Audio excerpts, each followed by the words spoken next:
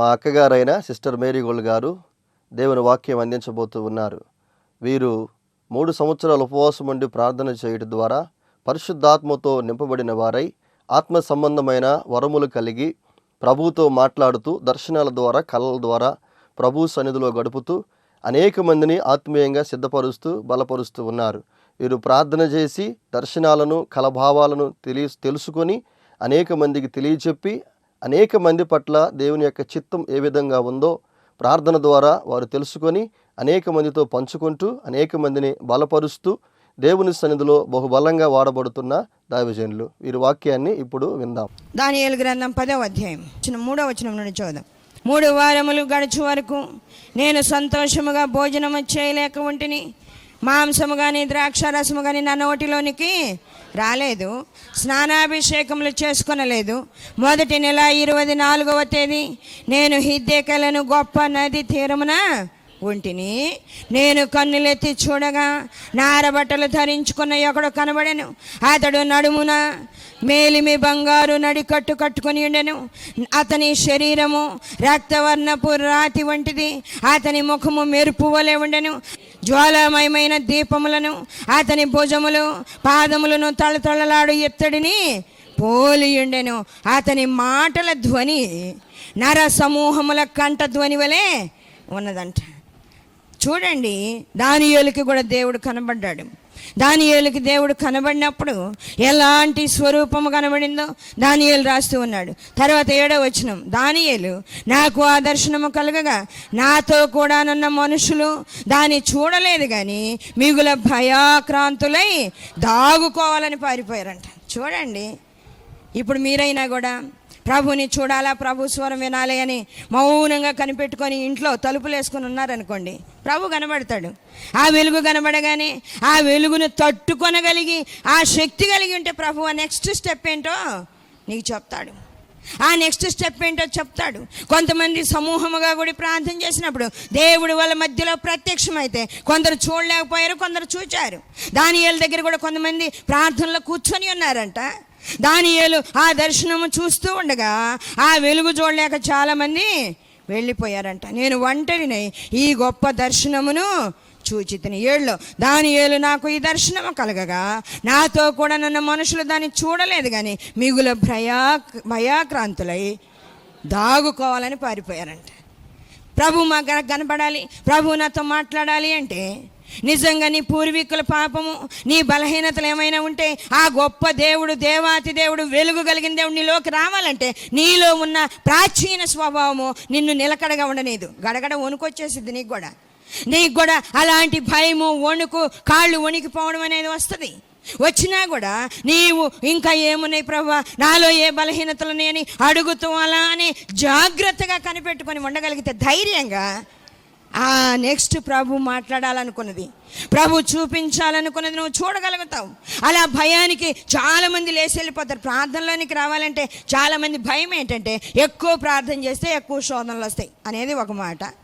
ఎక్కువ ప్రార్థన చేస్తే ఎక్కువ శోధనలు వస్తాయి కాబట్టి ఆ శోధనలోనికి పోకుండా ఉండాలంటే నేను ఖచ్చితంగా ప్రార్థన చేయకూడదు అనుకుంటారు. దేవుడు మనతో మాట్లాడాలి, ఆయన స్వరూపాన్ని చూడాలని కనిపెట్టుకొని ఉంటే భయము, గుండెదాడు అన్నీ వచ్చేస్తాయి.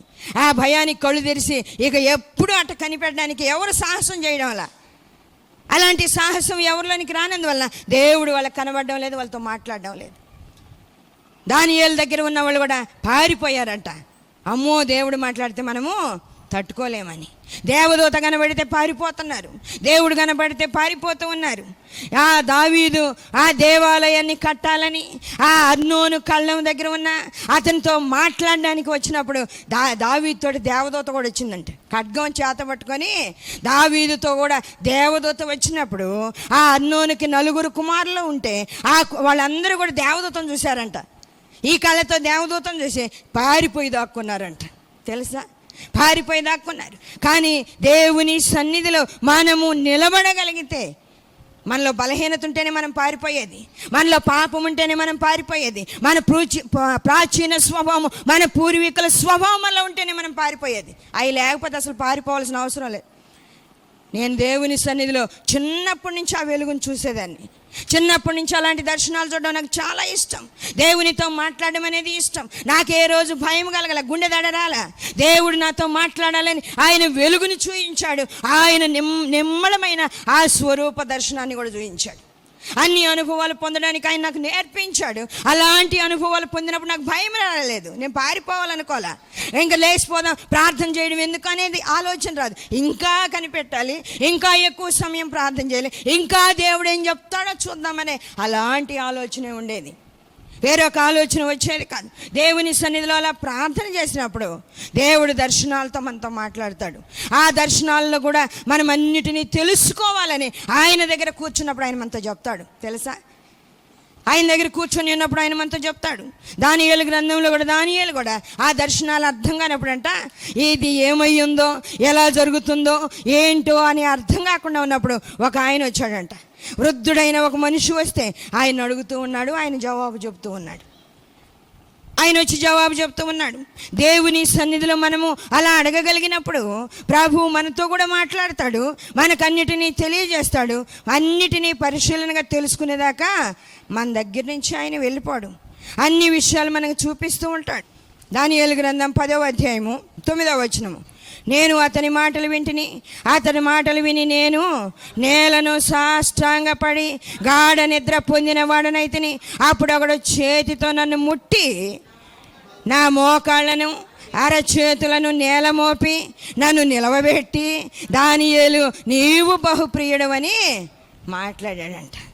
చూడండి, అప్పుడు ఒకడు చేతితో నన్ను ముట్టి నా మోకాళ్ళను అరచేతులను నేల మోపి నన్ను నిలవబెట్టి లేపి నిలబెట్టి అప్పుడు చెప్పాడంట, నువ్వు భయపడబాక, నువ్వు బహుప్రియుడు కాబట్టి నేను ఇప్పుడు వచ్చా మాట్లాడడానికి. నాతో మాట్లాడవచ్చు. నేను దేవుని దగ్గర ఉండే దూతను కాబట్టి నువ్వు నాతో మాట్లాడవచ్చు, నన్ను చూడవచ్చు, భయపడద్దు అని చెప్పాడు. అలా దానియేలు దేవునితో మాట్లాడే అనుభవం కలిగి దేవుని దగ్గర అన్నిటినీ అడిగి తెలుసుకునేవాడుగా, దేవునితో మాట్లాడి తెలుసుకునేవాడుగా ఉన్నాడు. ఆత్మ సంబంధమైన మనము కూడా అన్నిటినీ తెలుసుకునే వాళ్ళముగా ఉండాలి. పాత నిబంధనలో దేవుణ్ణి చూడాలని, దేవునితో మాట్లాడాలని ఆశ కలిగిన వాళ్ళు అలాంటి ఆశ పరిపూర్ణంగా తీర్చుకోలేకపోయారు. అందుకని ఆయన కుమారుడైన క్రీస్తుని ఈ లోకంలోనికి పంపిస్తే యోహాను ఈ విషయాలన్నీ చాలా స్పష్టంగా మాట్లాడతాడు. యోహాను సువార్త 1వ అధ్యాయంలో మనం చూస్తే యోహాను ఏమని మాట్లాడుతున్నాడు? ఆది యందు వాక్యం ఉండెను, వాక్యము దేవుని యొద్ద ఉండెను, వాక్యము దేవుడై ఉండెను, ఆయన ఆది యందు దేవుని యొద్ద ఉండెను, సమస్తమును ఆయన మూలముగా కలిగెను, కలిగి ఉన్నదేది ఆయన లేకుండా కలగలేదు. ఆయనలో జీవం ఉండెను, ఆ జీవము మనుషులకు వెలుగయ్యండు. అబ్బా, దేవుడు యేసయ్య ఎంత ప్రేమ కలిగిన దేవుడు అంటే ఆయన లోకమంతటికీ కనబడాలని, లోకంలో ఉన్న మనుషులందరికీ తాను కనుపరుచుకోవాలని. భక్తులు కొంతమంది అడిగారు కదా, నిన్ను చూడాలి ప్రభువా, నీ స్వరూప దర్శనం కావాలి, నీ ముఖం ఎలా ఉందో కావాలి, నీ పళ్ళు ఎలా ఉన్నాయో కావాలి, నీ కళ్ళు ఎలా ఉన్నాయో కావాలి,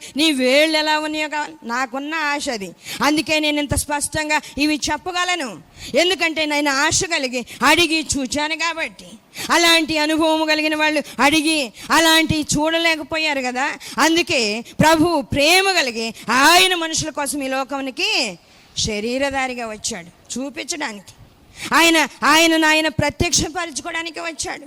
యోహాను అంటూ ఉన్నాడు, ఆది యందు వాక్యం ఉంది, ఆ వాక్య రూపంలో ఉన్న తండ్రి అయిన దేవుడు మాట్లాడేవాడు. గ్రహించలేకపోయారు మనుషులు, కానీ ఆ వాక్యము శరీరధారి అయి కృపా సత్య సంపూర్ణంగా ఇప్పుడు మన మధ్యకి వచ్చేసింది. ఆ వాక్యమే, ఆ జీవము కలిగిన వాక్యం. ఆయన జీవము కలిగి ఆయన తండ్రిని చూపించడానికి కూడా వచ్చాడు ఇక్కడికి.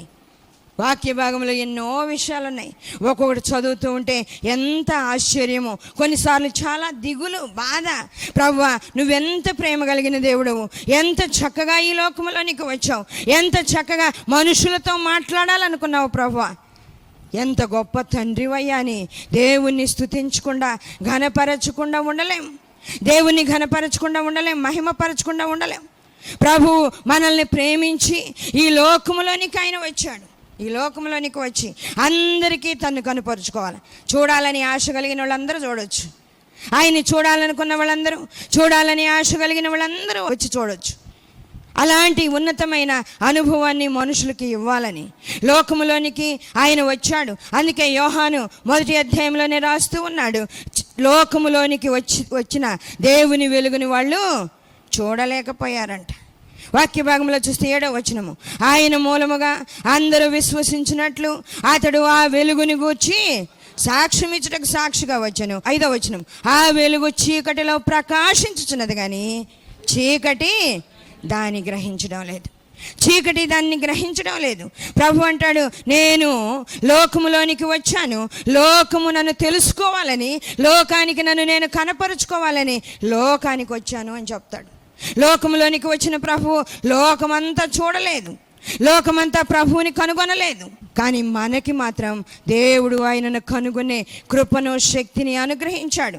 దేవుణ్ణి కనుగొనే కృపను శక్తిని ఇచ్చి మనకి అడిగితే ఆ దర్శనాన్ని ఇచ్చే అనుభవాన్ని ఇచ్చే కృప చూపి మనల్ని నిలబెట్టే దేవుడుగా ఉన్నాడు. వాక్య భాగంలో మనం చూస్తూ ఉంటే యోహాను సువార్త 14వ అధ్యాయంలో, యోహాను సువార్త 14వ అధ్యాయము 16వ వచనం నుండి చూద్దాం. నేను తండ్రిని వేడుకొందును మీ యొద్ద ఎల్లప్పుడూ నుండుటకై ఆయన వేరొక ఆదరణకర్తను అనగా సత్యస్వరూపియగు ఆత్మను మీకు అనుగ్రహించును. లోకము ఆయనను చూడదు, ఆయనను ఎరుగదు గనుక ఆయనను పొందనేరదు. అబ్బా, ఎంత గొప్ప దేవుడు! ఆయన్ని తాకితేనే ఉన్నతమైన ఆ అనుభవం, ఆ స్పర్శ ఎలా ఉంటుంది. మన తల్లిదండ్రులు మనల్ని ఆదరిస్తారో లేదో తెలియదు, కానీ దేవుడు మనల్ని తాకితే, ఆయన మనల్ని దగ్గరికి తీసుకుంటే ఆ స్పర్శ, ఆ ఆనందం అసలు వర్ణించలేంది. కానీ లోకంలోనికి ప్రభు వస్తే లోకం ఆయన్ని గ్రహించడం వల్ల, అందువలన లోకం పొందలేకపోతుంది ఆయన్ని, లోకము ఆయన్ని పొందలేకపోతూ ఉంది. వాక్య భాగంలో మనం చదివాం, లోకం ఆయనను చూడదు, ఆయనను ఎరగదు గనుక ఆయనను పొందనేరదు. మీరు ఆయనను ఎరుగుదురు, ఆయన మీతో కూడా నివసించును, మీలో ఉండును, మిమ్మల్ని అనాథలనుగా విడువను, మీ యొద్దకు వత్తును. కొంతకాలమైన తరువాత లోకము నన్ను మరి ఎన్నడను చూడదు. ఈ మాట చదివి చాలా ఏడ్చుకున్నా నేను. ప్రభువా, ఎంత అవకాశం ఇచ్చి వచ్చావు, ఎంత అవకాశం మనుషులకి ఇచ్చి లోకములోనికి వస్తే లోకస్తులు మిమ్మల్ని పట్టించుకోలేదు, మీరు ఇంకా ఆ అవకాశాన్ని వాళ్ళు వినియోగించుకోలేదని, ఇంకెప్పుడు నన్ను చూడకుండా ఉండాలి అని అలాంటి తీర్మానం నువ్వు చేసుకున్నావా? నన్ను ఇంకెన్నడో చూడదంటే అంత గొప్ప భాగ్యాన్ని, అంత గొప్ప వెలుగుని, అంత గొప్ప రక్షణని పోగొట్టుకుంటే ఆ తర్వాత ఎవరుంటారు? ప్రభు అంటూ ఉన్నాడు, లోకము నన్ను చూడదు, లోకము నన్ను ఎరగదు అని ఆయన చెప్తూ ఆయన అంటున్నాడు, నేను మీ యొద్దకు వచ్చి కొంతకాలమైన తర్వాత లోకము నన్ను మరి ఎన్నడూ చూడదు, అయితే మీరు నన్ను చూతురు. నేను జీవించుచున్నాను గనుక మీరును జీవింతురు. నేను నా తండ్రి యందును మీరు నా యందును నేను మీ యందును ఉన్నామని ఆ దినమున మీరు ఎరుగుదురు. చూడండి, ఒక్క స్టెప్ ఎక్కితే ఆ స్టెప్ నుంచి పైకి ఎక్కాల్సిందే, కానీ కిందకి దిగడానికి ఎప్పుడు ప్రయత్నించవాకండి, కిందకి దిగజారిపోవడానికి ప్రయత్నించవద్దు. పైకి ఎక్కి వెళ్ళిపోతూనే ఉండాలి, ఎక్కుతూనే ఉండాలి. ఒక అనుభవం పొందిన తర్వాత ఇంకొక అనుభవం కోసం ఎదురు చూడాలి. కానీ ఇది చాలులే అనుకుంటే అక్కడే ఉంటాం మనం. ఇది చాలు అంటే అక్కడే ఉంటాం. ఇంకొక స్టెప్ ఎక్కుతూనే పోవాలి. ప్రభువు ఆయన అంటూ ఉన్నాడు, లోకము నన్ను ఎరగదు, నన్ను చూడదు, నన్ను పొందనేరదు. లోకానికి పొందాలని ఆశ ఉన్నా కానీ పొందడానికి వీలుగానట్టుగా వాళ్ళ హృదయాలు ఉన్నాయి. అందుకే ఆ భయంకరమైన దేవుని మహాదినము, ఉగ్రత దినం వచ్చినప్పుడు అంట, కొండల దగ్గరికి పోయి, బండల దగ్గరికి పోయి, మా మీద పడి మమ్మల్ని దాచిపెట్టండి, ఆ గొర్రె పిల్ల యొక్క ఉగ్రత దినము వచ్చేసింది, దానికి తాళుకోలేము, దానికి తాళుకొని నిలబడలేము, మా మీద పడి మమ్మల్ని దాచిపెట్టండి. ఎందుకు? ఈ లోకములో ఈ శరీరం ఉన్నప్పుడే, బ్రతికి ఉన్నప్పుడే దేవుణ్ణి చూచి, దేవుణ్ణి కలుసుకొని, ఆయనతో ఉండే ఆ మాటలు విని, ఆ అనుభవాలు పొందితే అందరూ రక్షించబడిన వాళ్ళు, దేవునితో ఇలాంటి సహవాసం కలిగిన వాళ్ళు ప్రభువుని ధైర్యంగా చూస్తారు. ఆయన వచ్చినప్పుడు ధైర్యంగా ఆయన ఎదుర్కొంటారు. కానీ లోకానికి అట్టే అవకాశం దేవుడు ఇంకెవడంలా.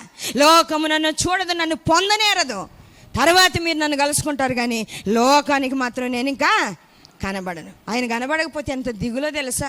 ఆయన కనబడకపోతే, ఆయన మాట్లాడకపోతే ఏడవడమే తప్ప ఇంకొక ఆప్షన్ లేదు.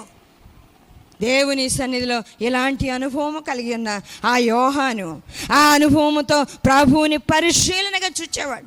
ఈ లోకంలో యేసయ్య ఉన్నప్పుడు యేసయ్యతో ఉంటూ ఆయన రూమును ఆనుకొని ఉండి అన్నిటినీ పరిశీలనగా చూసేవాడు, అన్నిటినీ పరిశీలనగా చూసేవాడు యోహాను. ప్రకటన గ్రంథంలో కూడా యోహాను ప్రభువుని చూచి ప్రభువుని వర్ణిస్తూ ఉన్నాడు. ప్రకటన గ్రంథంలో మనం చూస్తూ ఉంటే, వాక్య భాగాన్ని చూస్తే ప్రకటన గ్రంథం 1వ అధ్యాయంలో 12వ వచనం నుండి చూద్దాం. ఇది వినగా నాతో మాట్లాడుచున్న స్వరం ఏమిటో అని తిరగగా 7 సువర్ణ దీపస్తంభములను, ఆ దీపస్తంభముల మధ్యను మనుష్య కుమారుని పోలిన ఒకనిని చూచి తిని, ఆయన తన పాదముల మట్టునకు దిగుచున్న వస్త్రము ధరించుకొని రొమ్మునకు బంగారు దట్టి కట్టుకొని ఉండెను. ఆయన తల వెంట్రుకలను తెల్లని ఉన్నిని పోలినవై హిమమంత ధవళముగా ఉండెను. ఆయన నేత్రములు అగ్ని జ్వాల వలె ఉండెను. ఆయన పాదములు కొలిమిలో పుటము వేయబడి మేరయొచ్చున్న అపరంజితో సమానమై ఉండెను. ఆయన కంఠస్వరము విస్తార జల ప్రవాహముల ధ్వని వలె ఉండెను. ఆయన తన కుడి చేత 7 నక్షత్రములను పట్టుకొని ఉండెను. ఆయన నోట నుండి 2 అంచులు గల వాడి అయిన ఖడ్గం ఒకటి బయలు వెడలెను. ఆయన ముఖము మహా తేజస్సుతో ప్రకాశించుచున్న సూర్యుని వలె ఉందంట. యోహాను కనబడుతున్నట్టుగా వర్ణిస్తూ ఉన్నాడు. ఆయన పాదాలు ఎలా ఉన్నాయి, ఆయన వస్త్రము ఎలా ఉంది, ఆయన అంగి ఎలా ఉంది, ఆయన తల వెంట్రుకలు ఎలా ఉన్నాయి, ఆయన కళ్ళు ఎలా ఉన్నాయి, ఆయన నేత్రములు ఎలా ఉన్నాయి, ఆయన పాదములు ఎలా ఉన్నాయి, ఎన్ని విషయాల గురించి యోహాను రాస్తూ ఉన్నాడు. ఆయన నోట నుంచి ఏమొస్తుందో రాస్తున్నాడు. ఆయన కంఠస్వరం ఎలా ఉందో విస్తార జల ప్రవాహముల ధ్వనివలే ఉందంట. ఆయన కంఠస్వరము విస్తార జల ప్రవాహముల ధ్వనివలే ఉంది. ఆయన నోట నుండి 2 అంచులు గల ఖడ్గం ఒకటి బయలుదేరుతూ ఉంది. ఆ ఖడ్గం నుంచి ఎవరు తప్పించుకోలేరు. యాడ్ నుంచి అయినా తప్పించుకోవచ్చు, కానీ ఆయన నోట నుండి వచ్చే 2 అంచులు గల ఖడ్గం ఇటంటే ఇటు తెగిపోతే, ఇటంటే ఇటు తెగిపోతే. ఆ ఖడ్గము పదునున్న కలి తిరగాల్సిన అవసరం 2 పక్కల ఉంది పదును.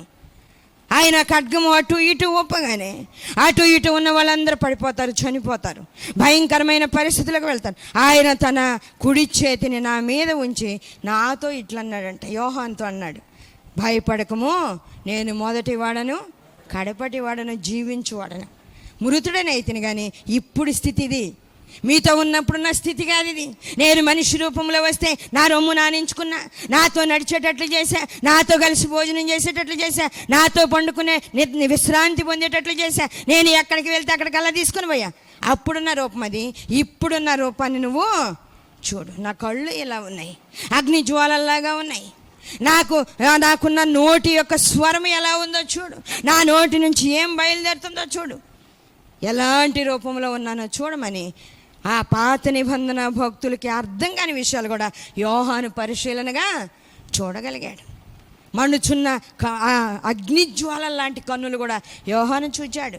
ఖడ్గాన్ని, ఆయన నోటు నుంచి బయలు వెళ్ళిన ఖడ్గాన్ని చూశాడు, ఆయన కంఠస్వరాన్ని చూశాడు, ఆయన వస్త్రాన్ని చూశాడు. దేవుని సన్నిధిలో అన్నీ కనబడుతూ ఉన్నాయి యోహానుకి.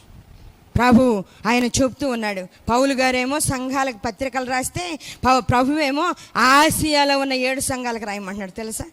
ఆసియాలో ఉన్న 7 సంఘాలు, ఆసియా ఖండంలో పుట్టిన యేసయ్య ఆ ఆసియా ఖండంలో ఉన్న 7 సంఘాలను ఏర్పాటు చేసుకొని ఇక్కడ అన్ని దేశాలలో ఎక్కడెక్కడైతే సంఘాలు కట్టబడతాయో, ఎన్ని మినిస్ట్రీలు తయారవుతాయో అవన్నీ వచ్చి ఈ 7 సంఘాల్లో ఏదో ఒక దాంతో కనెక్ట్ అయిపోయి అవన్నీ కలిసి సంఘం అనే స్త్రీలాగా తయారైపోవాలి. సంఘం అనే స్త్రీలాగా తయారైపోతే ఆ సంఘం అనే స్త్రీ ఇంకా దగ్గరగా దేవుని చూసి దేవుణ్ణి వర్ణిస్తూ ఉంది. ఆ సంఘం అనే స్త్రీ దేవునికి దగ్గరగా ఉండి దేవుణ్ణి వర్ణిస్తూ ఉంది. సొలొమోను రాస్తూ ఉన్నాడు. పరమగీతాల్లో మనం చూస్తే పరమగీతములు 5వ అధ్యాయము 10వ వచనం నుండి చూద్దాం, 9వ వచనం నుండి చూద్దాం. స్త్రీలలో అధిక సుందరి వగుదానా, వేరు ప్రియుని కన్నా నీ ప్రియుని విశేషమేమి? నీవు మా చేత ప్రమాణము చేయించుకొనుటకు వేరు ప్రియుని కన్నా నీ ప్రియుని విశేషమేమి? అందరికీ చాలా ప్రత్యేకమైన వాళ్ళు ఉన్నారు. వాళ్ళందరి గురించి వాళ్ళు మాట్లాడుకుంటారు. నీవే సుందరివతిలాగా ఉన్నావు అంటే దేవుణ్ణి కలిగి ఉన్న మనము చాలా ఆత్మ సంబంధమైన సౌందర్యం కలిగి ఉంటాం. ఆ శరీర సౌందర్యం కాదు. బంగారు నగలు ధరించుకోవడం, విలువైన వస్త్రాలు ధరించుకోవడం, ఈ లోక సంబంధంగా అంత చక్కగా ఫేషియల్స్ చేయించుకొని ముఖాన్ని చక్కగా అలంకరించుకొని చాలా అందంగా కనబడినట్టుగా ఆత్మ సంబంధమైన అలంకరణ కలిగి ఉంటాం. ఈ లోకంలో ఉన్న ఈ అలంకరణ దేనికి పనికిరాదు, మట్టిలోకి పోవటానికి పనికి వస్తుంది. చచ్చిపోయిన తర్వాత మట్టిలో వేయడానికి పనికి వస్తుంది ఈ సౌందర్యం. ఎంత చక్కగా నీవు అలంకరించుకున్నా మట్టిలో పడేయాల్సిందే. చూసి చూసి నేను ఆ అనుభవాలన్నీ పొందుకొని చూస్తూ తెలుసుకుంటూ ఉన్నా.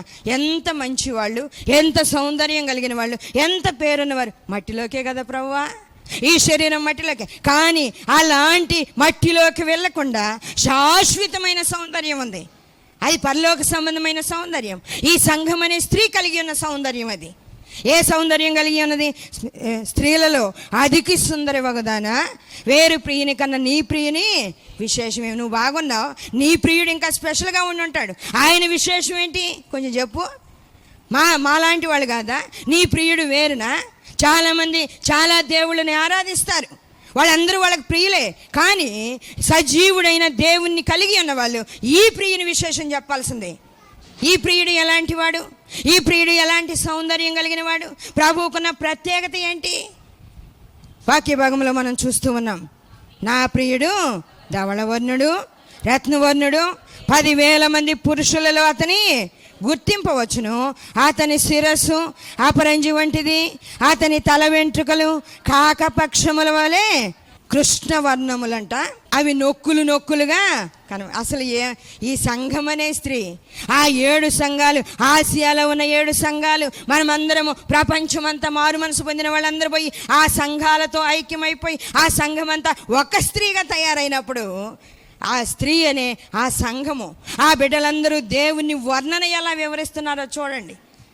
వెంట్రుకలు ఎలా ఉన్నాయి, వాటికి నొక్కులు ఉన్నాయంట. చూడండి, నేను కొన్నిసార్లు అడుగుతా, ప్రభువా నీ ముఖము ఎలా ఉంది, నీ వెంట్రుకలు ఎలా ఉన్నాయి చూడాలి. అవి ఎలా ఉన్నాయి? ఉన్నిని పోలినవై ఉన్నాయని బైబిల్లో ఉంది, కానీ నాకెలా కనబడతాయి? దేవుని సన్నిధిలో ఆ సంఘం అనే స్త్రీ వర్ణిస్తూ ఉంది. అవి నొక్కులుగా కనబడుచున్నవి. అతని నేత్రములు నదీ తీరముల యందుండు గువ్వల వలె కనబడుచున్నవి. అవి పాలతో కడగబడినట్టు ఉన్నాయి. అవి చక్కగా తాచిన రత్నముల వలె ఉన్నాయి. 13వ వచనం, అతని చెక్కిళ్ళు పరిమళ పుష్పస్థానములు, సుగంధ వర్ణము చేత వృక్షముల చేత శోభిల్లు, ఉన్నత భూభాగములు. అతని పెదవులు పద్మముల వంటివి, ద్రవరూపక జటామాంసి వలె అవి పరిమళిస్తున్నాయి అంట. చూడండి, పరలోకమంతా ఈ సువాసనతో గుమాళిస్తూ ఉంటే ఆ వాసన ఇంక ఎంతమంది పొందుకుంటారో వాళ్ళందరూ ఆశీర్వదించబడిన వాళ్ళుగా ఉంటారు. ఆ సువాసన ఈ ప్రియురాలు చెప్తూ ఉంది. అతని చెక్కిళ్ళు పరిమళ పుష్పస్థానములు, సుగంధ వృక్షముల చేత శోభిల్లు, ఉన్నత భూభాగములు. అతని పెదవులు పద్మముల వంటివి, ద్రవరూపక జటామాంసి వలె అవి పరిమళించును.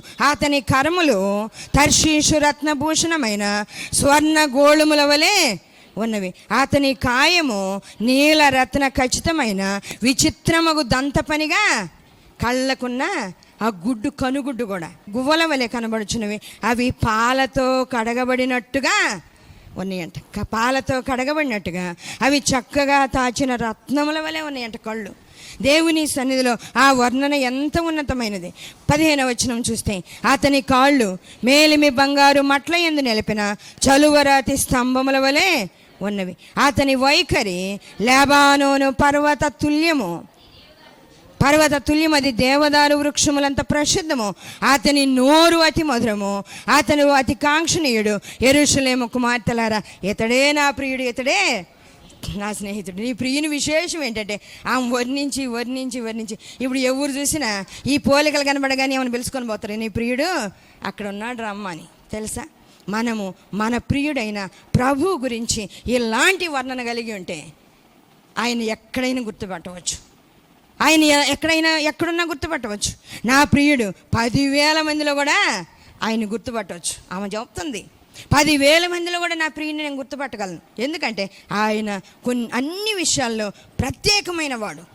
కళ్ళ విషయంలో, చూపు విషయంలో, తలంపు విషయంలో, మాట విషయంలో, ఆలోచన విషయంలో, ప్రేమ విషయంలో, పరిశుద్ధత విషయంలో అన్నిటిలో ప్రత్యేకమైన వాడు. ఆయన్ని గుర్తుపట్టలేము అనడానికి అసలు అవకాశమే లేదు. అని చెప్పగానే ఇతడే నా ప్రియుడు, ఇతడే నా స్నేహితుడు అనగానే వాళ్ళందరూ ఆమెని చూసి నీ ప్రియుణ్ణి మేము వెతుకుతామన్నట్టుగా వెళ్ళి వెతుక్కున్నారు. దేవుని సన్నిధిలో మనం ఆలోచన చేయాలి. నీకు ఇలాంటి అనుభవం అసలు ఆశ కలిగి ఉందా? ఆసక్తి కలిగి ఉన్నావా? దేవుణ్ణి చూడాలి అని ఆశ ఎప్పుడన్నా కలిగితే ఖచ్చితంగా నీవు ఈ అనుభవం పొంది తీరాల్సిందే. పొందకపోతే రేపు తర్వాత రోజుల్లో కూడా ప్రభువుని కనుగొనడం, ప్రభువుని కలుసుకోవడం సాధ్యం కాదు. ప్రభు అంటున్నాడు, లోకము నన్ను ఎరగదు, నన్ను పొందనేరదు, నేను ఇంకా లోకానికి కనబడినంటే అలాంటి మాట మనతో చెప్తే ఇంక మనం ఎప్పుడు కనుగొనగలమా ఇన్ని? అందుకే అలాంటి అనుభవాలు పోగొట్టుకోకూడదు. ప్రభు మన మధ్యలోనికి వచ్చినప్పుడు, ఆయన మనతో మాట్లాడేటప్పుడు, మనల్ని దర్శించేటప్పుడు మనము పరిపూర్ణంగా ఆయనకి ఇష్టమైన బిడ్డలముగా ఆయనను పొంది ఆయన్ని హృదయంలో చేర్చుకొని ఆయనను పరిశీలనగా చూసేటట్లుగా సంఘం అనే స్త్రీ ఎలా దేవుణ్ణి వర్ణిస్తూ ఉందో అలా మన హృదయంలో మనము చూచి ఆయన్ని వర్ణించేటట్లుగా అలాంటి అనుభవము కలిగి ఉండాలని మిమ్మల్ని అందరినీ ప్రేమతో హెచ్చరిక చేస్తూ ఉన్నా. ప్రార్థన చేద్దాం. దయగలిగిన దేవా, సర్వాధికారి అయిన తండ్రి, మీకే వందనాలు, స్తోత్రాలు ప్రభా. ఈరోజు మీరు మాట్లాడిన ప్రతి మాటను బట్టి కోట్ల కొలది వందనాలు, స్తోత్రాలు ప్రభా. ఇదిగోనైనా బిడ్డలందరినీ దర్శించండి, లోతైన అనుభవాలు దయచేయండి నాయనా. నా తండ్రి, పైన భక్తి మాకు అవసరం లేదు ప్రభువా. ఇదిగోనైనా లోతైన భక్తి కావాలయ్యా. బిడ్డలందరూ అడుగుతూ ఉన్నారు. ఆన్లైన్లో వాక్యం వింటున్న బిడ్డలను బట్టి వందనాలు చెల్లిస్తూ ఉన్నాం. మిమ్మల్ని చూడగలిగిన కన్నులు, మిమ్మల్ని వర్ణించగలిగిన ఆ పరిశీలన దయచేయండి ప్రభా. తండ్రి, మీకే వందనాలు, స్తోత్రాలు నాయన. పరిశీలనగా మిమ్మల్ని వర్ణించాలి. అవును ప్రభా, మీ చూపు ఎలా ఉంది? దయగలిగిన చూపు ప్రభా. నా తండ్రి నాయన, మీకు దగ్గరగా ఉండే వాళ్ళకి మాత్రమే అవి కనబడతాయి. మిమ్మల్ని దగ్గరగా తాకే వాళ్ళకే నాయన మీ కళ్ళు కనబడతాయి. మీకు దగ్గరగా వచ్చి మాట్లాడిన వాళ్ళకే నాయన మీ పెదాలు ఎలా ఉన్నాయో కనబడతాయి ప్రభా. మీ వెంట్రుకలు చూడాలన్నా మిమ్మల్ని ఆనుకోవాలి, మీ రొమ్మున ఆనుకుంటేనే కనబడతాయి ప్రభా. నిజంగా ప్రేమ కలిగిన తండ్రివయ్యా, అంత దగ్గరగా ప్రియ బిడ్డలుగా మమ్మల్ని మీకు దగ్గరగా తీసుకుంటారు. మీకు వందనాలు. ప్రతి బిడ్డను దర్శించండి, ఇటు అనుభవాలు దయచేయండి, ఆత్మతో నింపండి, సాతాను తంత్రాలపై జయమివ్వండి, ఆత్మీయంగా బలపరచండి ప్రభా. ఇదిగోనైనా ప్రార్థన చేయలేక బాధపడుతున్న వారికి ప్రార్థనాత్మ దయచేయమని ప్రార్థన చేస్తున్నాను ప్రభా. అట్టి అనుభవము దయచేయండి. కళ్ళను పరిశుద్ధపరచండి. కళ్ళ ద్వారా ఉన్న, చూపుల ద్వారా ఉన్న మలినాన్ని కడిగివేసి మిమ్మల్ని చూడగలిగిన పరిశుద్ధత దయచేయండి ప్రభా. మీ స్వరాన్ని వినగలిగిన ఆ చెవులకు పరిశుద్ధత దయచేయండి. ఆత్మ చెప్పుచున్న మాట చెవి గలవాడు వినుగాక అన్నారు కదా ప్రభా. నాయన, మీరు చెప్పే మాట నాయన బిడ్డలు వినడానికి ఆ చెవులు తెరవజేయండి. ఆత్మతో నింపండి ప్రభా. ఆసియాలో ఉన్న 7 సంఘాలకు మీరు రాయించిన ప్రతి మాటను బట్టి స్తోత్రాలు ప్రభా.